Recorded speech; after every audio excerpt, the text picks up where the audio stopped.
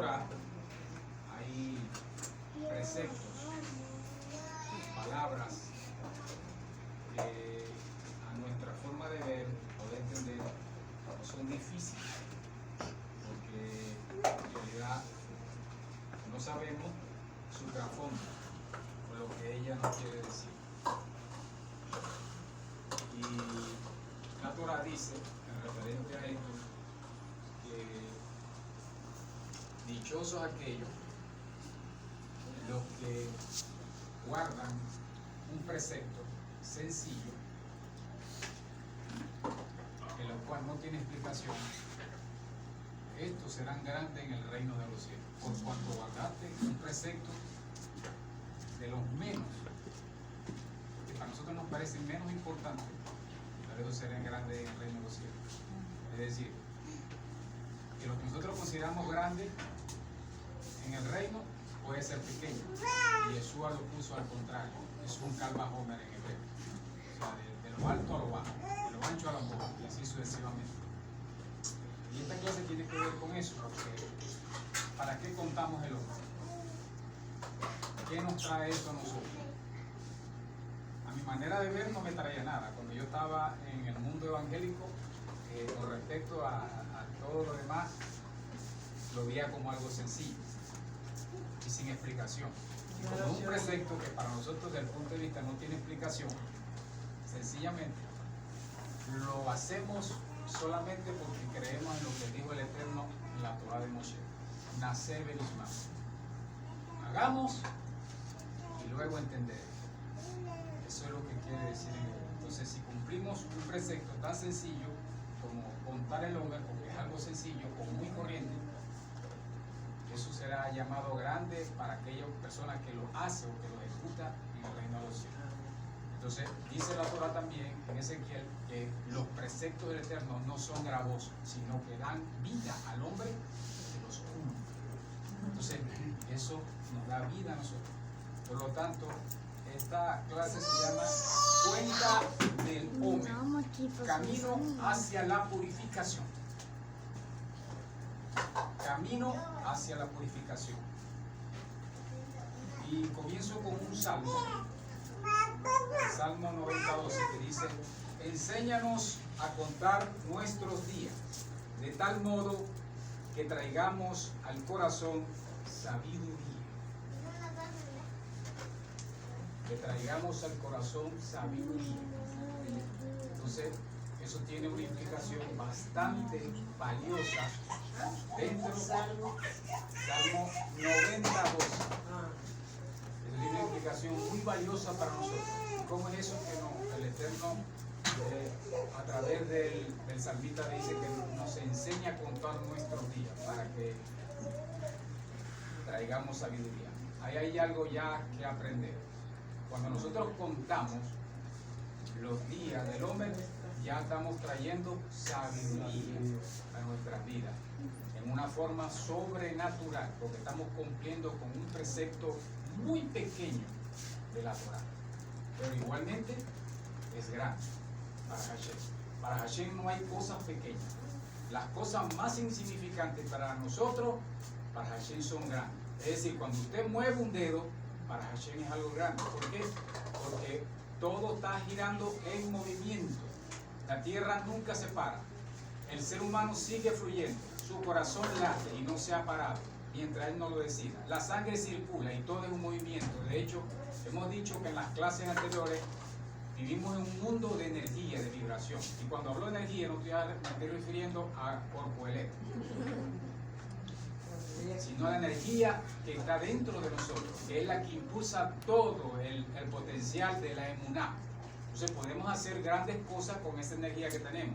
De hecho, en la Torá hay un pasaje donde dice: tú, Jacob, gusano. Fíjate cómo lo llama la palabra, dice gusano. ¿Por qué? Porque el gusano hace esta vibración. Nosotros somos seres vibratorios, que pensamos, hacemos muchas cosas. Entonces, voy a leerle según lo que dice Levítico 23:10. En los días del templo sagrado, el pueblo judío traía una ofrenda de cebada en el segundo día de Pesa.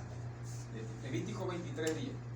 esto era llamado el Omer, que literalmente se conoce como, o fue traducido como Gaví.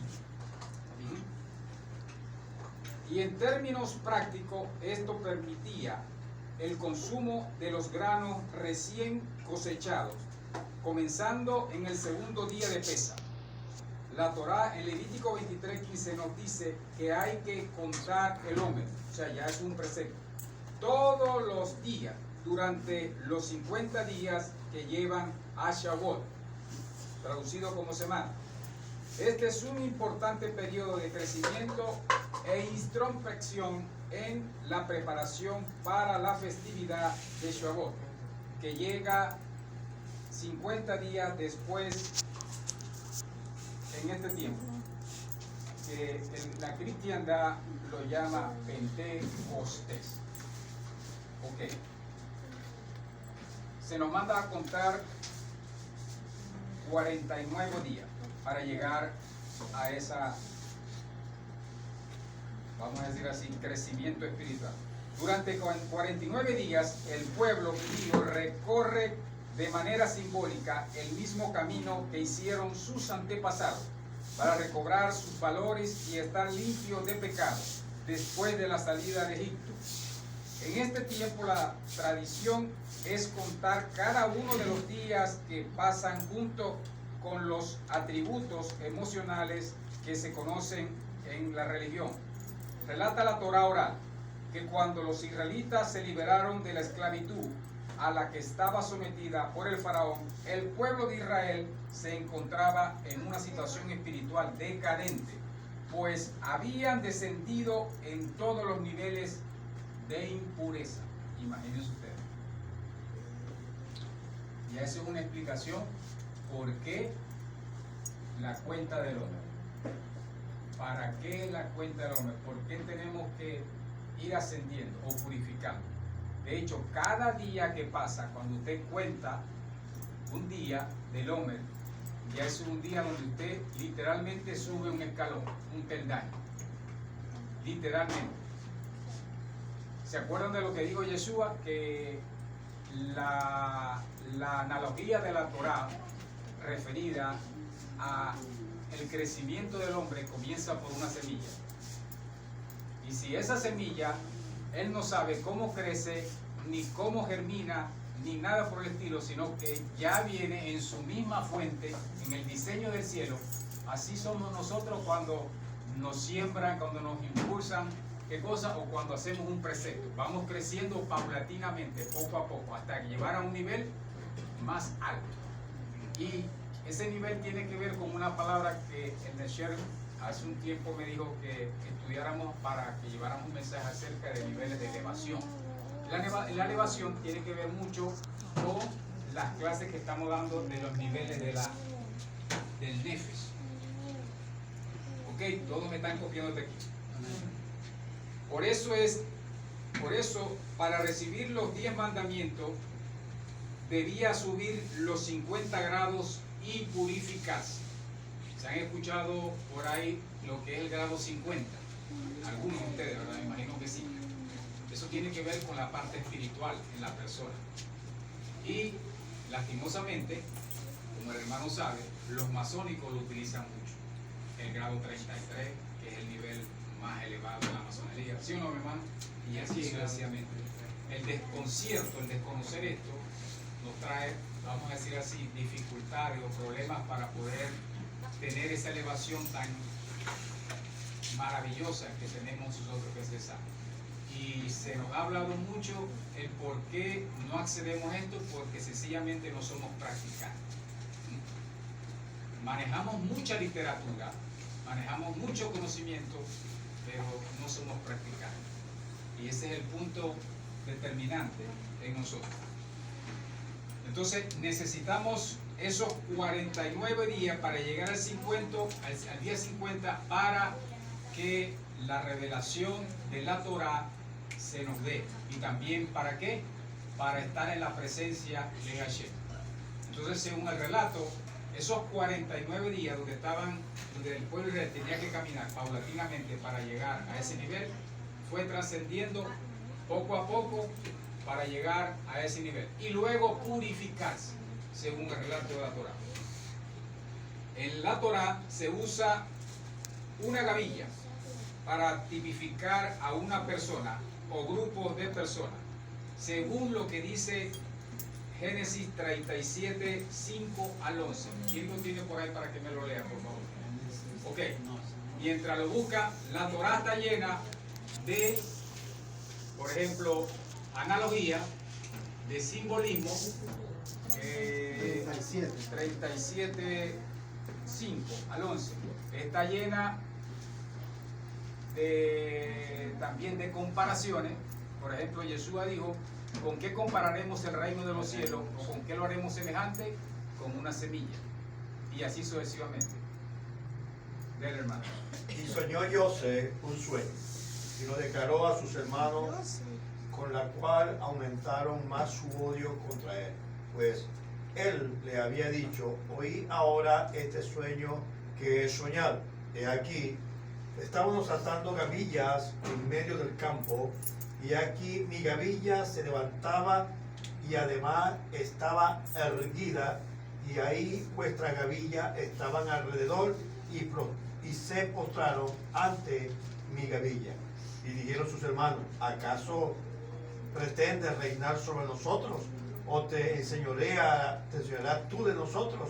Y lo odiaron aún más a causa de su sueño y de sus palabras.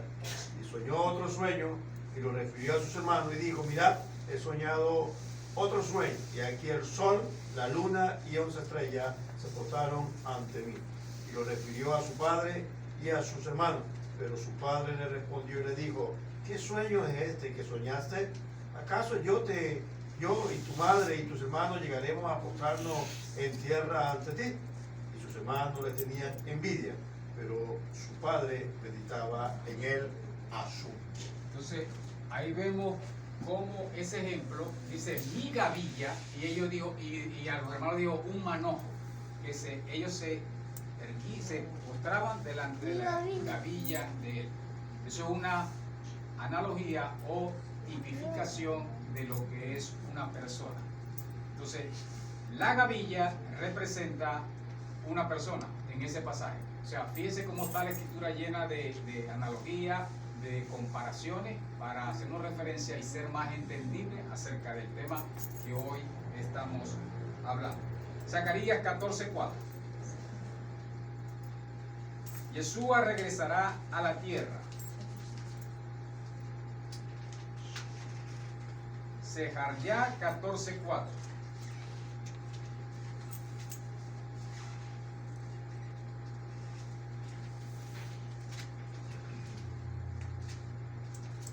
Todas estas cosas que nosotros podemos de una manera ver, discernir, apreciar, valorar, nos hacen cada día más ricos. Más rico. Acuérdense que la sabiduría es una comparación a la riqueza. Dice que es más precioso que el oro y que la plata. Ver, hermano. 14:4. Aquel día sus pies se posarán sobre el monte de los olivos que está frente a Jerusalén, al oriente, y el monte de los olivos será partido por medio, quedando un gran valle de levante al poniente. La mitad del monte se apartará hacia el norte y la otra mitad hacia el sur. Okay. Según lo que estamos enfatizando aquí, es que Yeshua viene siendo esa gavilla. Ahora bien, ¿cómo nosotros podemos diferenciar lo que representa la palabra Omer en hebreo? Mira la parte que me gusta. ¿O qué nos dice la palabra Omer? Está bien, ¿no? Debería. Omer.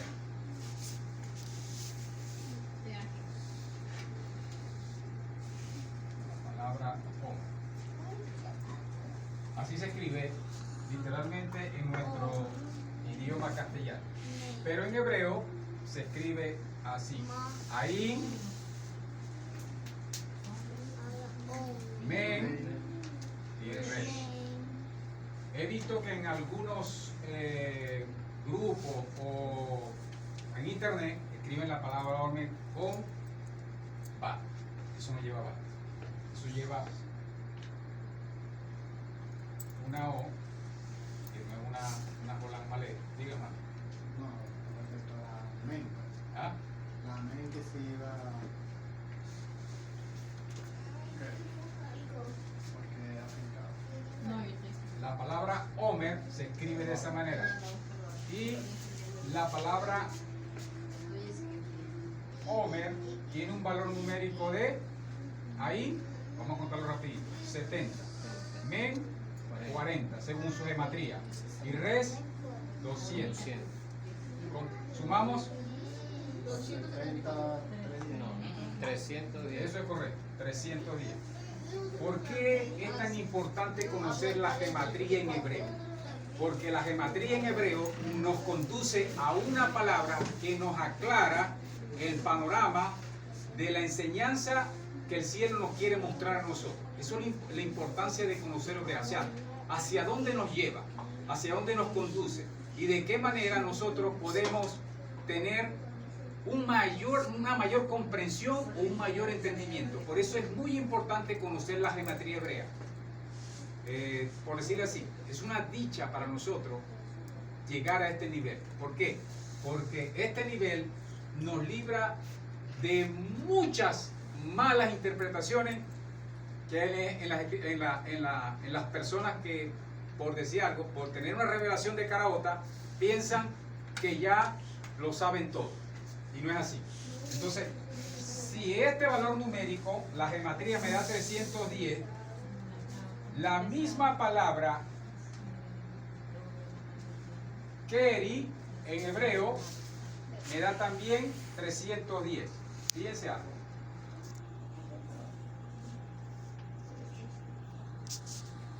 Keri en hebreo.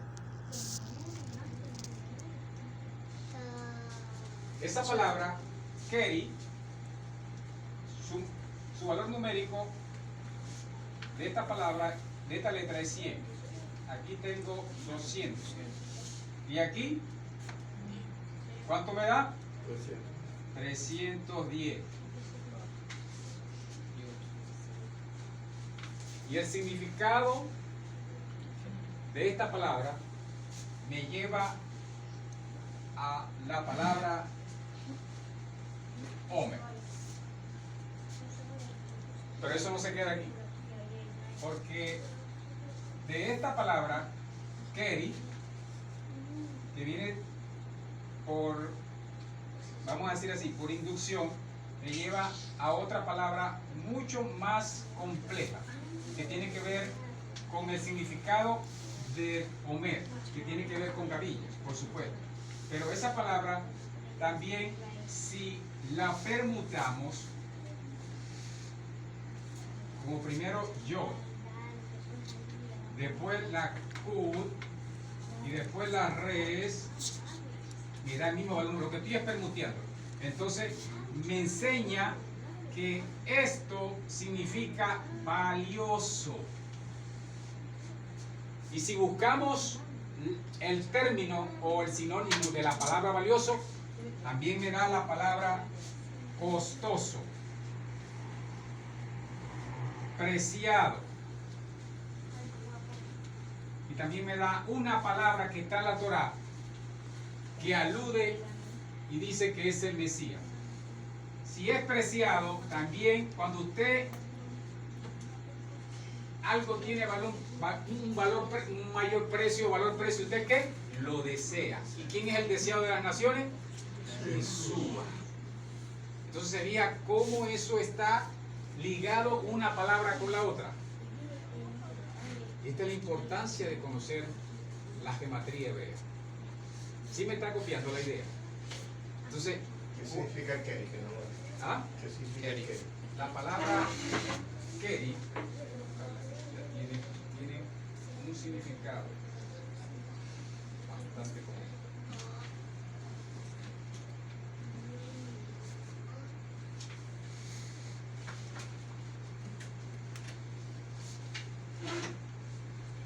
Esa palabra tiene un significado de fortuito, algo que es fortuito, algo que tiene que ver con un evento que ocurrió o que va a ocurrir. En la geometría hebrea es la misma palabra que Omer, pero como sabemos bien que la palabra Kei en el hebreo no existe ningún evento fortuito o por decir algo por casualidad, sino que todo viene del cielo y todo es para tu bien. La palabra Yakar, que es esta, que está aquí, Yakar, que significa valioso, quiere decir que cuando nosotros contamos o hacemos la cuenta del hombre, eso es valioso para el cielo. Y a la vez estamos referenciando ¿a quién? Al Mesías. Y a la vez estamos haciendo ¿qué?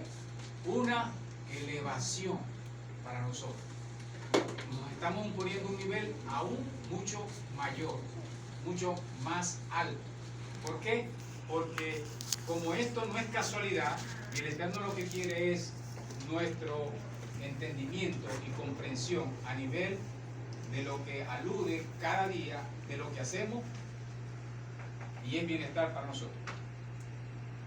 Ahora bien, todo esto que estamos viendo nosotros, según los hechos aislados, las relaciones humanas o esporádicas, por definición, carecen de valor, no tienen afinidad con nada. Sin embargo, cuando un suceso se encuentra encadenado uno al otro, o el suceso está relacionado con nuestro pasado, y ese pasado tiene relación con lo que acaba de ocurrir hace un instante, ahí es cuando realmente sentimos que hay una mano guiando nuestra vida, y esa es la mano de Hashem. Como se pasa de lo esporádico ¿cómo se pasa de lo esporádico a lo valioso? El hombre se esconde el secreto del sentido del mensaje de la Torah, de cómo darle valor y sentido a las cosas. En el hombre se encuentra el potencial de transformar lo trascendente en trascendental. A pesar de que las partes por separado no tienen tanto valor, cuando juntamos las partes de todo, el todo transforma en algo valioso. Por ejemplo, una migaja de pan no tiene valor alguno, pero un pan está compuesto de muchas migajas y se transforma en un gran alimento. Un céntimo no sirve para nada, pero si se juntan muchos puede llegar a tener una fortuna.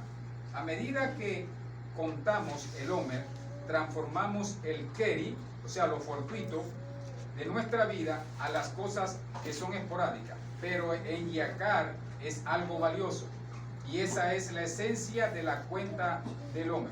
Cuando unimos los días de nuestras vidas, estos adquieren un valor agregado. Las espigas, que por sí mismas no valen nada, cuando se juntan se transforman en algo valioso.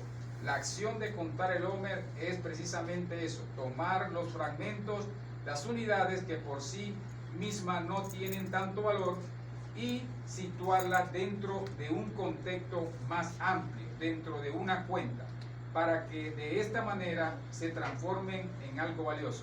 A medida que contamos los días del Homer, los juntamos y de esta manera les damos un valor extra.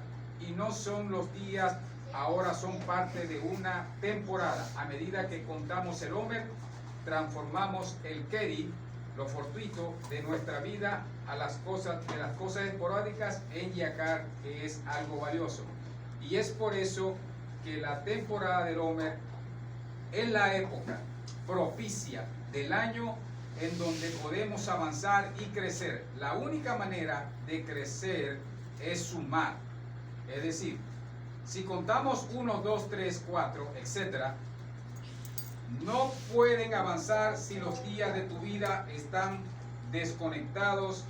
Imagínate contar 1, 1, 1, etc. Simplemente nunca podrás avanzar ni crecer. Entonces la pregunta es, para avanzar tenemos que sumar, ¿correcto? Les quiero decir algo que el cielo me trajo cuando estaba haciendo este pequeño estudio. Cuando estamos contando el Homer, pasa que comenzamos a ascender. Pero cuando allá afuera el mundo no cuenta el hombre, tiene un problema. ¿Cuál es ese problema que tiene? Que las fuerzas negativas se apegan a él. ¿Por qué? Porque esto funciona como un protector. Cada vez que usted cuenta el hombre, es una protección para su vida. De hecho, la palabra atá en hebreo ya es protección.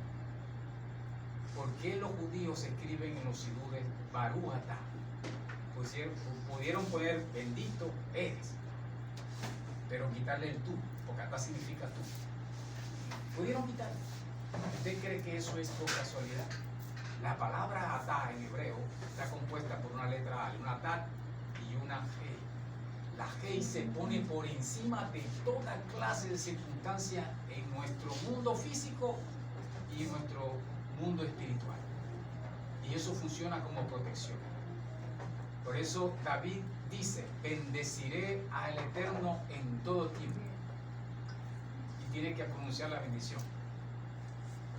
Y cada vez que usted dice Baruch atá, ahí en ese momento, sin desconocerlo, porque ahora lo sabe, está haciendo un marco de protección en su vida. ¿Sí me entiende? Con referente al hombre, hay gente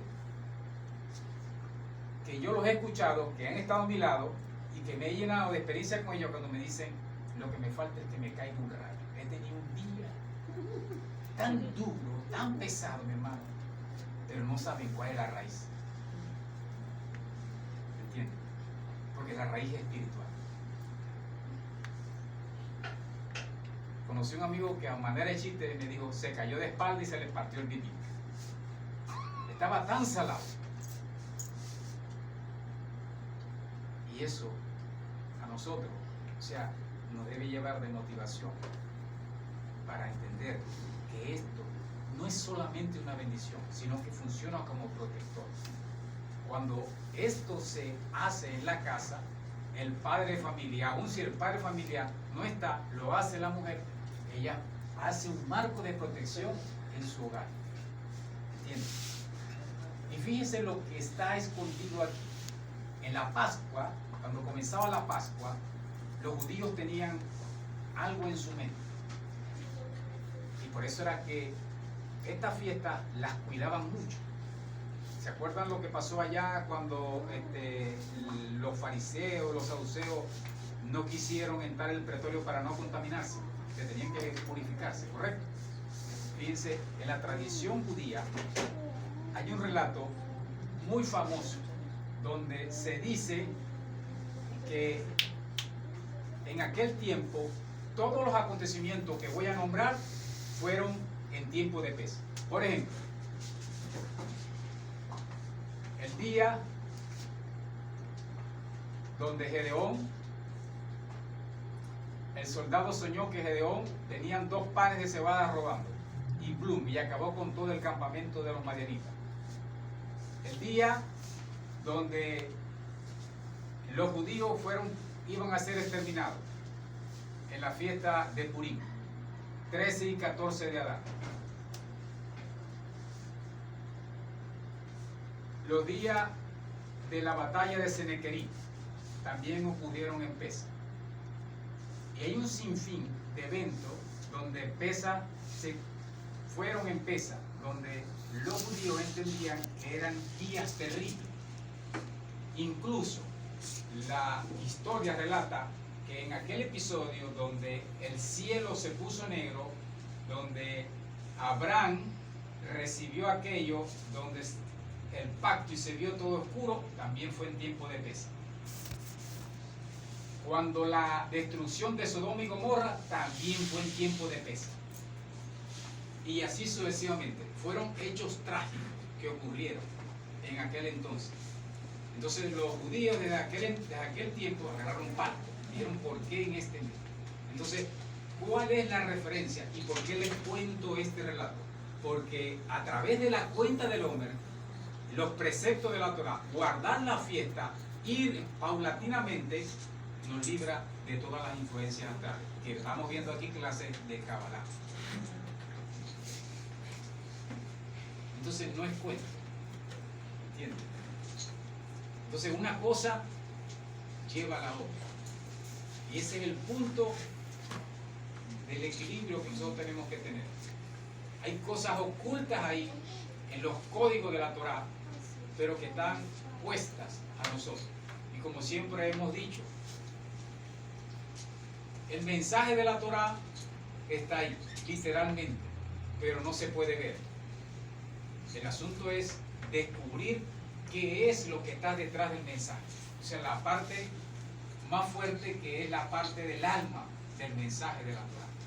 Entonces, eso es lo que verdaderamente importa. ¿Por qué? Porque el cuerpo es simplemente pura materia y con ello no hacemos nada, absolutamente. No podemos movernos si no es en lo espiritual. ¿Me entiendes? De hecho, Yeshua dijo algo trascendental que marcó su lapidación, o sea, su muerte en aquel tiempo. Cuando dijo, mis palabras no son de esta tierra. Mis palabras son rúa y vida. Imagínense usted. Mis palabras no son terrenales.